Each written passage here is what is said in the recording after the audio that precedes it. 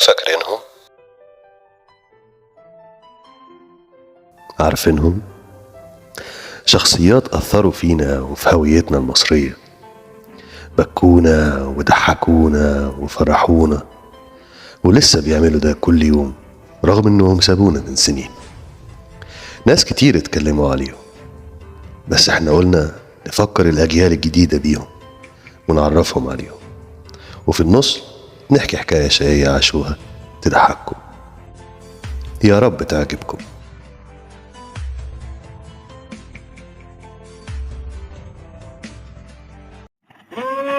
سمع هدي ايها السادة، ليلتكم سكر زيادة.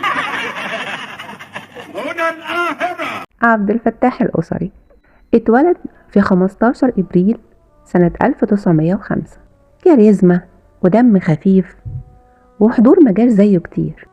بنعتبره واحد من أهم صناع الكوميديا في السينما المصرية، والدليل على كده إن كل يوم ولحد النهاردة ملايين بيستخدموا جمله الشهيرة في أفلامه، زي يا صفايح الزبدة السايحة، يا براميل القشطة النايحة.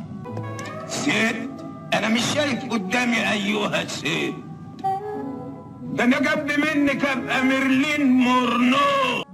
درس الفرنسية في مدارس الفرير وحب التمثيل من صغره، وكانت بدايته مع فرق مسرحية زي فرقة عبد الرحمن رشدي ثم فرقة نجيب الريحاني.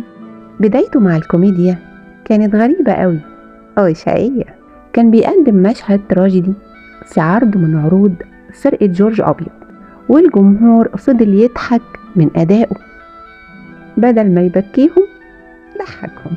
طبعا ده ما عجبش جورج أبيض ووبخه في الكواليس، ووصلت كمان إنه ضربه بالقلم وطرده بعد ما رد الأسري عليه وقال له بحب أضحك الناس، هو لازم أبكيهم؟ أنا قلت كلمة وأنت عارفة إن كلمتي لا ممكن تنزل الأرض، خلاص هتنزل المرات.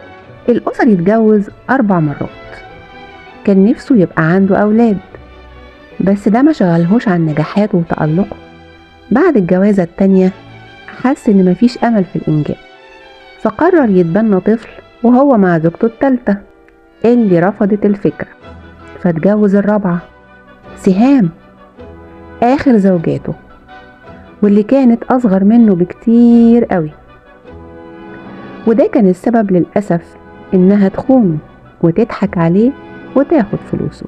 عارفين خانته مع مين؟ ابنه بالتبني.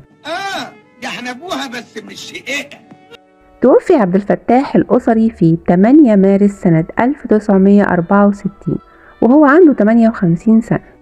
عاش حياته من بره بيضحك ومن جوه نفسه يكون أب، وما بين الاتنين ساب تراث من الكوميديا هيفضل عايش معانا سنين طويلة. وداع يا قرة عين، اشوف وشك بخير، مش معقول. في النهاية باي باي. ايه اكتر حاجة فاكرينها عبد الفتاح الأسري؟